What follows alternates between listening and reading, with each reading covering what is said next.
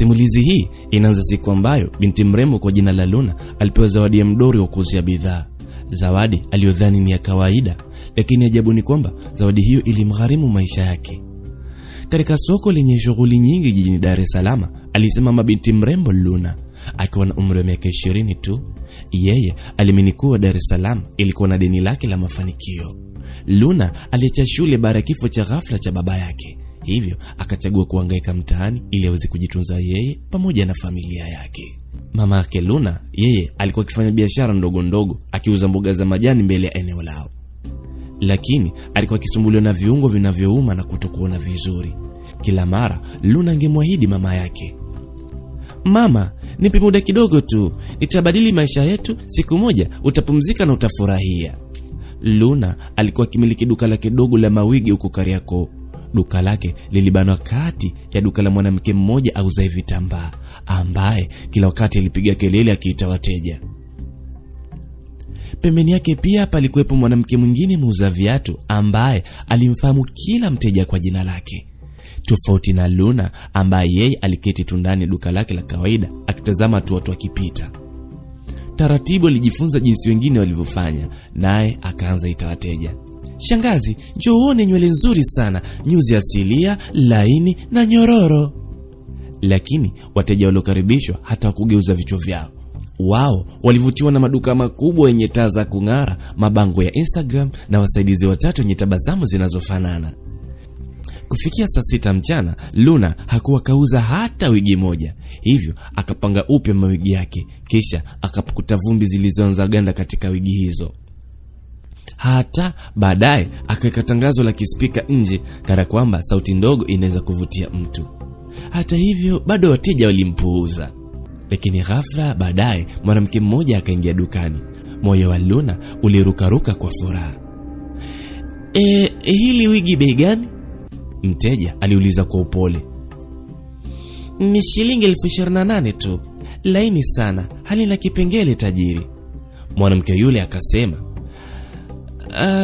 "Nina 10,000. Luna akatabasamu. Hapana, hiyo bei hata kwa jumla upati." Mwanamke huyo alipunga mkono na kuondoka bila kutoa neno lingine. Luna akakaa tena kwenye kiti chake. Ilikuwa hivi kila wakati. Wateja wote walioingia dukani mwake walishia kuulizia bei tu na kuondoka. Kila wakati alirudi nyumbani bila kuuza hata wigi moja.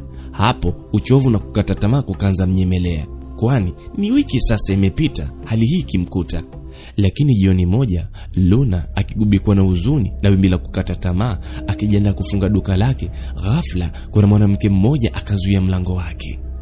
Mwanamke huyo alisimama pale akiwa amevalia vizuri, nywele zake zikimeta na kung'aa kama almasi. Hakuonekana kama mteja wa kawaida, alionekana kama mtu alikuja akiwa na jambo lake maalum. "Nasikia wewe ni mgeni hapa?" Mwanamke huyo alimuuliza Luna huku sauti yake ikiwa tulivu. Luna akapepesa macho yake huku akiona aibu kidogo. "Ndiyo mama, mimi ni mgeni hapa," akajibu. Mwanamke huyo alitabasamu kidogo kisha akasema, "Mimi nilikuwa nauza mawigi pia kama wewe, lakini hivi sasa siuzi tena, na nimeona nikupatie midori hii ya kuweka mawigi kama zawadi." Luna alikunja uso wake huku mwanamke huyo akinyanyua gunia la kuchuma midori 3.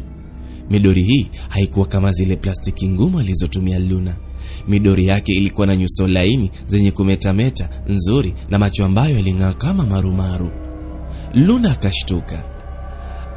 Mama, mimi sinunui midori hii kwa sasa, soko ni gumu mno." Mwanamke huyo akatikiza kichwa taratibu. "Hapana, hata mimi siiuzi, nagawa bure ukitaka. Wewe itunze tu midori hii, itakusaidia sana." "Oh, kama ni hivyo basi sawa, na asante sana, nitaitumia." Luna akatamani kuuliza jina lake, lakini alipogeuka kuweka midori lindani, tayari mwanamke yule wa ajabu alikuwa ameshatokomea katikati ya kundi la watu wengi. Luna alibaki akiitazama tu ile midori. Kwa mara ya kwanza siku hiyo alitabasamu. Labda bahati yangu imefika." Asubuhi iliyofuata, Luna alifika dukani kwake mapema kuliko kawaida. Macho yake yalinda moja kwa moja hadi kwenye ile midori 3. Midori ile ilisimama pale pale alipokuwa ameiacha jana. Midori hii ilikuwa ni mirefu na yenye kung'aa. Macho yao yasio na kitu yaliakisi mwanga hafifu asubuhi. Luna akaogopa kidogo, kwani mng'ao wao ulimkosesha utulivu, lakini alipuuza. Hii ni midori tu, najitisha bure, akajisemea. Basi akachukua mdori mmoja aliopewa na yule mama, kisha akafuta vumbi na kuweka wigi kuukuu juu yake. Wigi hili sio zuri kabisa, ni wigi la urefu wa kati tu ambalo amekuwa akijitahidi sana kuliuza kwa miezi kadhaa, lakini hakuna mteja aliyelitaka. Basi hata kuliulizia pia hakukuwa na mtu wa kuliulizia. Kila wakati wateja walilisema vibaya, wakilalamika juu ya ubaya wake, wengine wakitishia hata kulikanyaga chini. Kisha Luna akaweka ule mdori karibu na mlango, akiwaza, angalau mdori huu utafanya duka langu kuonekana zuri. Lakini ajabu ni kwamba masaa 4 yalipita bila mteja. Moyo wake ulikuwa mzito, akahisi labda ana mabalaa. Lakini ghafla mteja mmoja akaingia. Habari za asubuhi mama, Luna alisalimia haraka. Kisha akaanza kuonyesha bidhaa zake zilizozoeleka. Lakini mwanamke huyo hata kumtazama, macho yake yalibaki yakilitazama lile wigi lililokuwa kwenye mdori mpya wa zawadi. Nataka wigi hili. Luna akapepesa macho. Unataka wigi hili kwenye huu mdori? Ndiyo, unauza kiasi gani? Luna akasita. Naliuza 25,000 mama. Mwanamke yule akatoa pesa bila kushusha bei. Hakuuliza maswali wala kulijaribia. Akatoa zile pesa, akachukua lile wigi lililokuwa juu ule mdori na kutoka nje kwa haraka, kana kwamba alikuwa amechelewa kufanya jambo fulani. Luna alisimama kimya kwa muda, noti zile zikiwa nzito mkononi mwake. Alikaa chini taratibu. Nini kimetokea? Au naota? Aliweka wigi lingine kwenye mdoli ule ule. Kabla hajatulia, mwanamke mwingine akaingia. Macho yake pia yalienda moja kwa moja kwenye wigi lile lililokuwa juu ule mdoli wa ajabu aliopewa kama zawadi. Hili wigi ni kiasi gani? Luna akameza mate. Naliuza 35,000 mama. Mwanamke yule alilipa papo hapo. Mteja wa tatu akaingia naye, akarudia jambo lile lile. Mikono ya Luna ilikuwa ikitetemeka tu mpaka sasa. Leo nimeuza wigi 3 na zote zimetoka kwenye kichwa cha mdoli mpya. Tena watu hata washushi bei.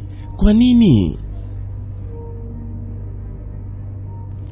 Kwa mara ya kwanza tangu afungue duka, leo alifunga mapema, huku begi lake likiwa na pesa taslimu. Siku iliyofuata alijaribu tena. Wakati huu aliweka wigi baya kuliko yote. Muda ukupita, wigi hilo likanunuliwa pia. Mteja wa 4 hata akanunua wigi kutoka kwenye kichwa cha mdoli kabla ya Luna hajapata muda wa kuliweka vizuri. Umati wa watu ulianza kuongezeka, wanawake wakibishana kwenye kibanda chake, kila mmoja akisisitiza kuwa anataka wigi alilovarishwa mdori wa ajabu. Mimi ni wa kwanza, naomba hilo wigi. Wewe kichani, mimi nimelipa fedha kabla yako. Hata muuza viatu jirani akatikisa kichwa. Sijui unafanya nini binti, lakini sijawahi kuona wateja wakikimbilia mawigi namna hii.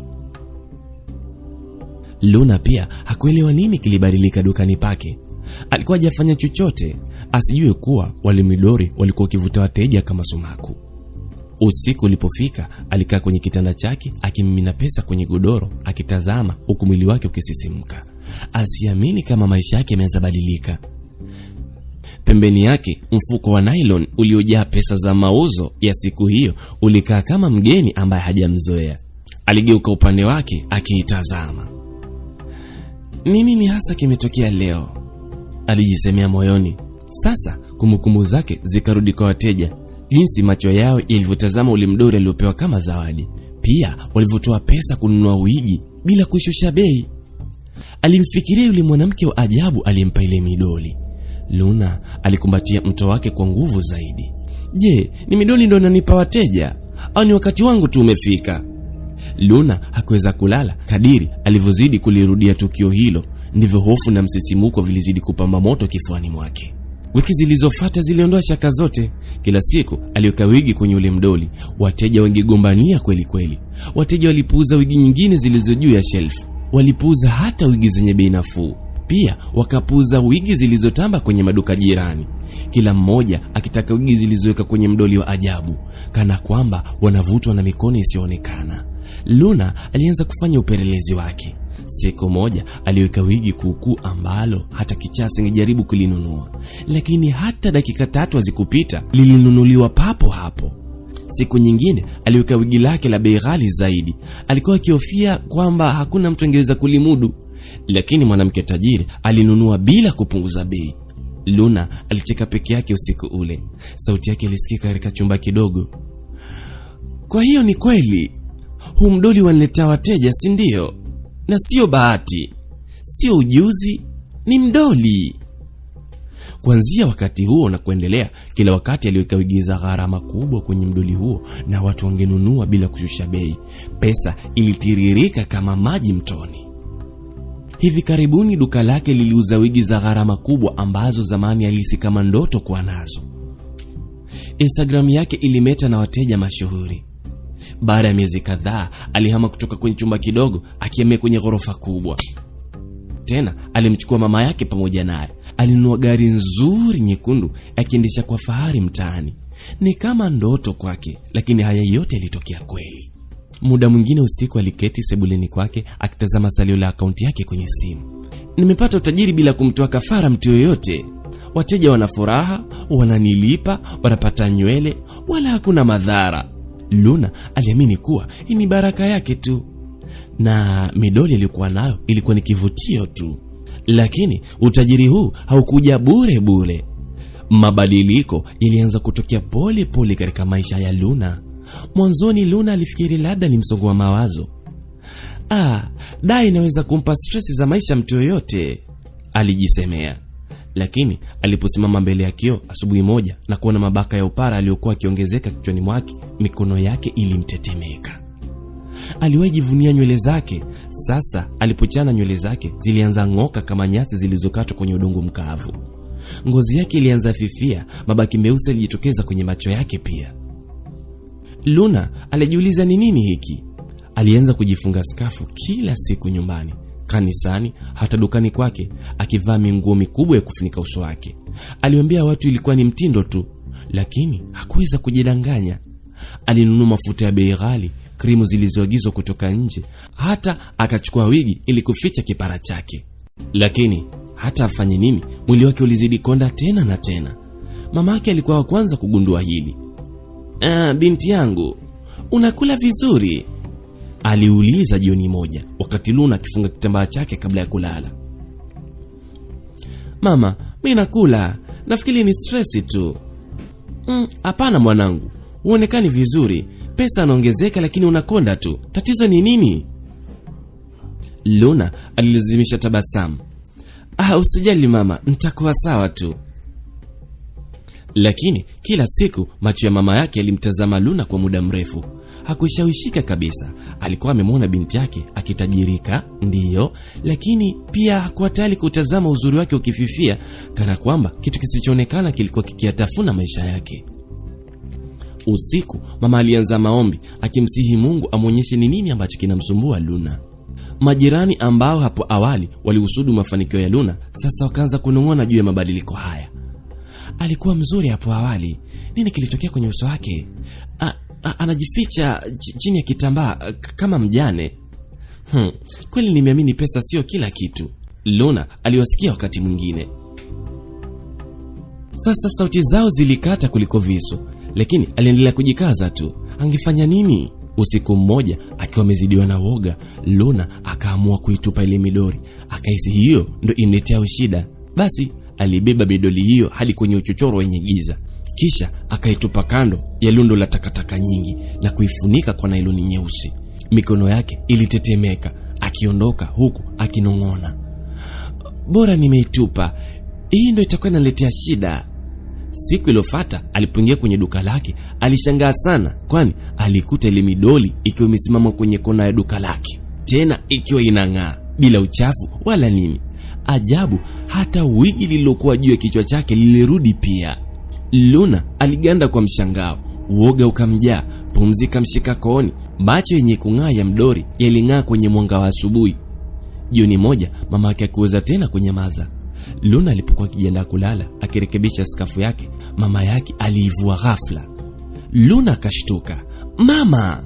Mama yake aliziba mdomo kwa mshtuko. Mungu wangu, Luna, nywele zako zimekaribia kutoweka. Alipanda kitandani akificha uso wake mikononi mwake. Kwa mara ya kwanza alinong'ona. Mama, sijui hata ni nini kinachonikuta. Mama yake alimshika mabega yake kwa nguvu. Basi ili kujua shida nini, naomba kesho twende kwa mchungaji wangu.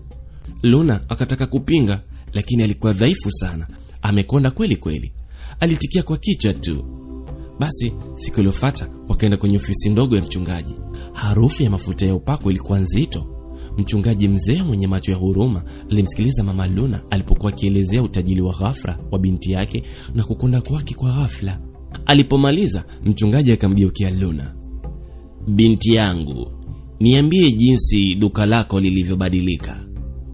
Luna alisita, kisha akazungumza pole pole kuhusu midoli ya ajabu. Jinsi mtu asiyemfahamu alivyompatia zawadi hiyo. Jinsi wateja kila mara walichagua wigi moja tu kutoka katika midoli hiyo. Jinsi mauzo yake yalivyoongezeka mara moja. Uso wa mchungaji ulikuwa kusikitisha. Akahema kidogo.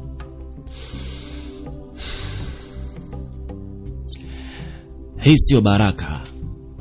Hii inaitwa kubadilishana. Mchungaji akasema, yule mwanamke alikupatia midoli hiyo tayari alikuwa amebeba matatizo na hakuweza tena kuyavumilia, akakupatia wewe. Ndiyo maana alitabasamu na kukataa pesa yako. Sasa zawadi aliyokupatia unailipa kwa mwili wako. Macho ya Luna yalijaa machozi. Nifanye nini? Huwezi kuitupa midoli hii, kwani itarudi. Huwezi kuichoma na haiwezi kufa. Njia pekee ni kumzawadia mtu mwingine kama ulivyozawadiwa wewe. Hapo ndipo itakapoondoka.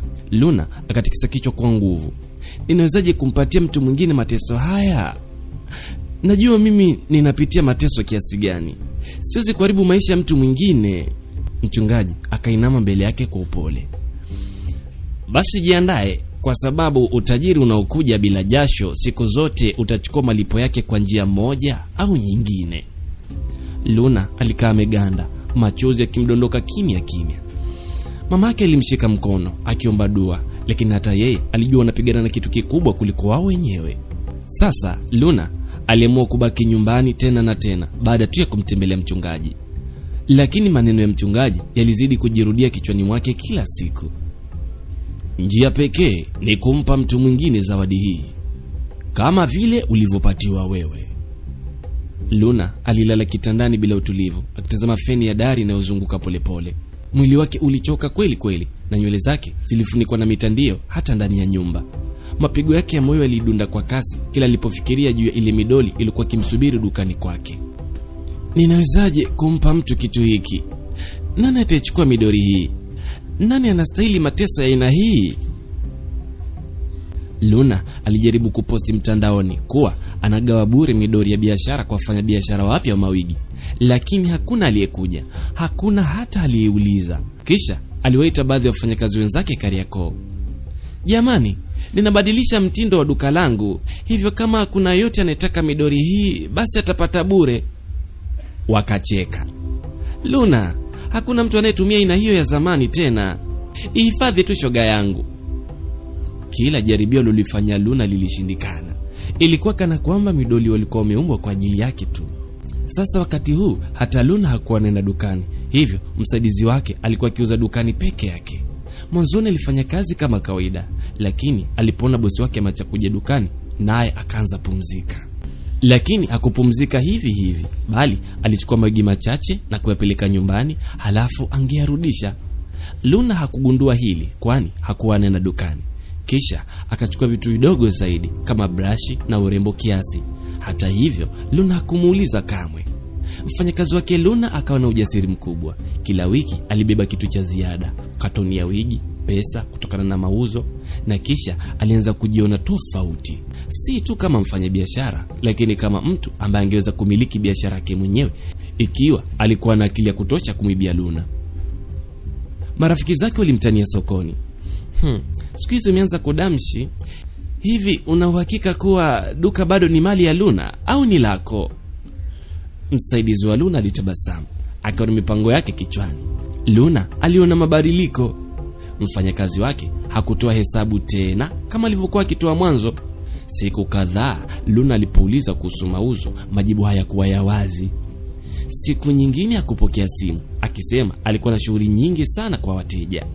Mashaka ya Luna yalizidi kuongezeka, lakini mwili wake ulikuwa dhaifu na akili yake ilitawaliwa na kutafuta njia ya kujiondoa kwenye majanga ya Mdori. Siku moja hali ilizidi kuwa mbaya, hivyo akampigia simu msaidizi wake tena na tena. Alijaribu tena, jibu likawa ni lile lile. Asubuhi iliyofuata alijilazimisha kuvaa na kuendesha gari hadi Kariakoo. Alichokiona kilimshtua sana. Duka lilikuwa tupu, hakuna kitu ndani yake. Wigi zote zimekwenda, viti na meza havikuwepo pia. Mlango wa glasi ulisimama wazi, kufuli limevunjwa, na kati ya vitu vilivyochukuliwa ni pamoja na ile midoli ya kichawi. Magoti ya Luna yalilegea. Kwa muda ukimya ulijaa masikioni mwake. Kisha polepole kicheko kilipasuka kutoka katika kifua chake.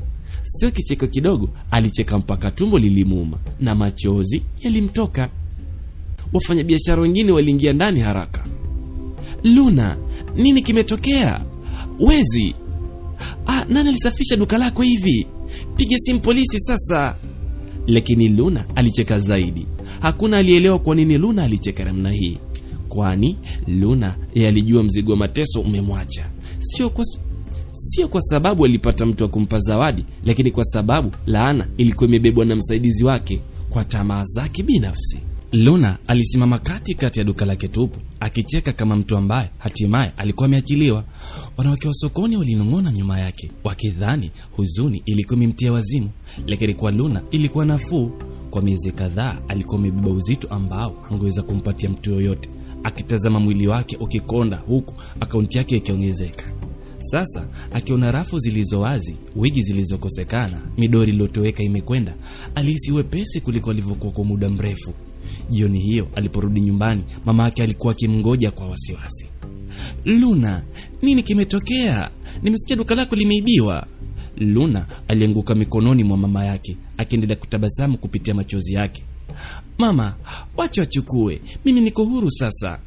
Mama Luna hakuelewa, lakini aliona amani usoni mwa bintiye.